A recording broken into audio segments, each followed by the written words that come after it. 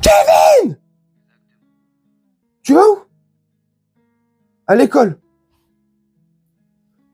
T'as bien préparé ton sac? T'es sûr? Vérifie. Kevin, vérifie.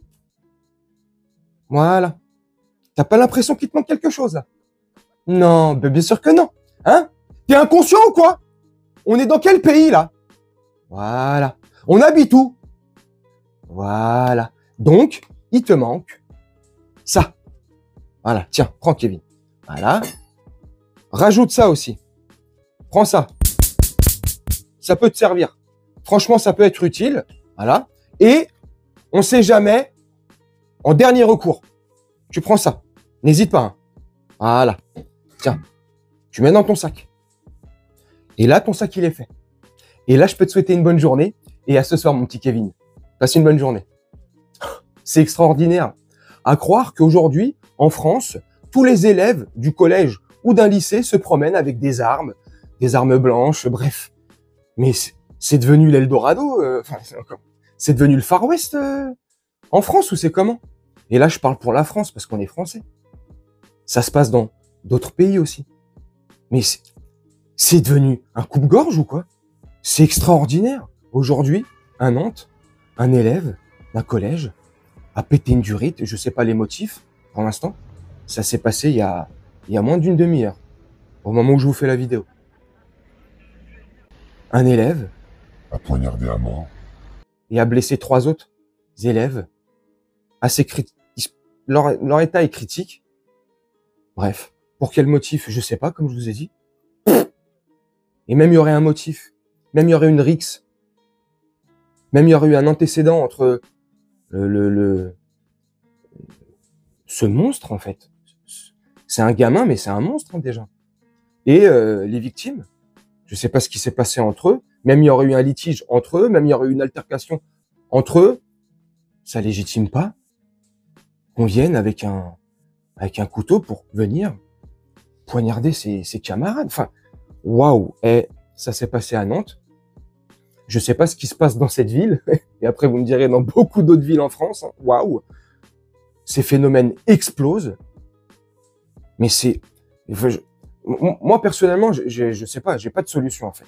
Mais il faudrait en trouver une très, très rapidement. C'est plus possible. C'est plus des petits cas comme ça, isolés.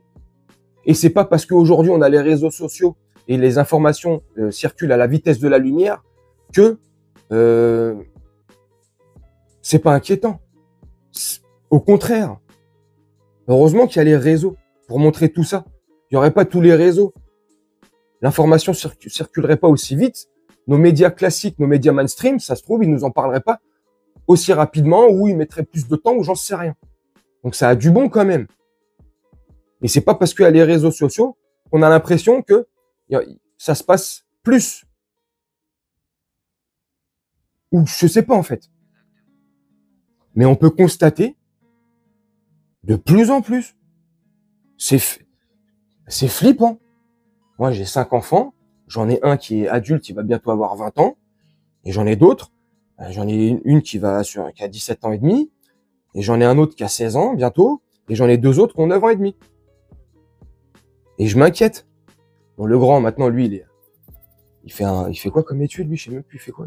Il est en bac plus, je sais pas quoi, bref, d'un commerce ou je sais pas quoi, bref. Lui, ça va. C'est un adulte. Je m'inquiète pas trop pour lui, moins. Mais bon, je m'inquiète. Et pour les autres, là, j'en ai 2 qui sont encore en primaire et 2 autres qui sont au lycée. Et je pense que tous les parents en France, on s'inquiète. On se demande, est-ce que notre enfant, quand il part le matin à l'école, il va revenir en un seul morceau? Est-ce que tout va bien se passer? On espère qu'il va pas avoir de problème. Mais c'est pas une vie de vivre comme ça, en fait. D'avoir peur pour tout, plus ou moins. Entre les fous qui se baladent dans la rue. La France, c'est un hôpital psychiatrique à ciel ouvert. Je sais pas comment on dit, là. Bref. Je suis sous le choc, en fait. Voilà. Je suis sous le choc. Un gamin qui part à l'école. Et comme je vous ai dit, peu importe ce qui s'est passé entre eux, il part à l'école, il part au collège. Et il perd la vie, il se fait assassiner. J'imagine l'état des parents, des parents, le désarroi des parents. J'ai une grosse pensée, bien évidemment, pour la famille de la victime. Je me mets à leur place, en fait. C'est facile de se mettre à leur place quand on a des enfants. Imaginez, vous êtes là au boulot, chez vous, peu importe ce que vous faites, et votre téléphone, il sonne. C'est le commissariat. Et on vous annonce le décès de votre fils, alors que vous pensez qu'il est au collège, en sécurité, à l'école, dans la République française. Ce pays est devenu un coupe-gorge.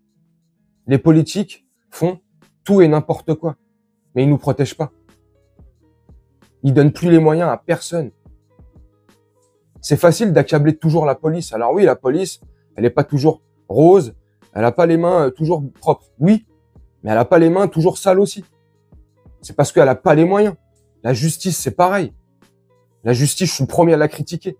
Mais la justice, s'il y aurait de réels moyens mis en œuvre pour la justice, je pense qu'elle marcherait mieux. Les services publics, les hôpitaux, bref. Ce pays, il part en sucette totale et c'est de la faute de nos politiques. Donc ça découle crescendo. Et on en est là aujourd'hui. C'est catastrophique. Bref, je m'écarte un peu du sujet.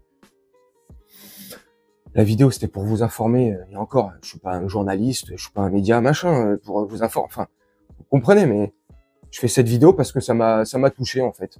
C'est pas la première fois. Je sais pas c'est le combientième qui se fait poignarder en France en 2025. En 2024, je sais pas, il y en a eu combien. Enfin bref, vous voyez, mais je trouve ça tellement catastrophique. Il faut faire un truc là, en fait. Il faut que je sais pas quoi, hein, mais je sais pas ce que vous en pensez. Dites-moi en commentaire. Moi, je vais vous laisser là-dessus, faire un petit montage tranquillement, et puis on se retrouve bientôt pour une prochaine vidéo. Je vous souhaite une très bonne journée, une très bonne soirée ou une très bonne nuit.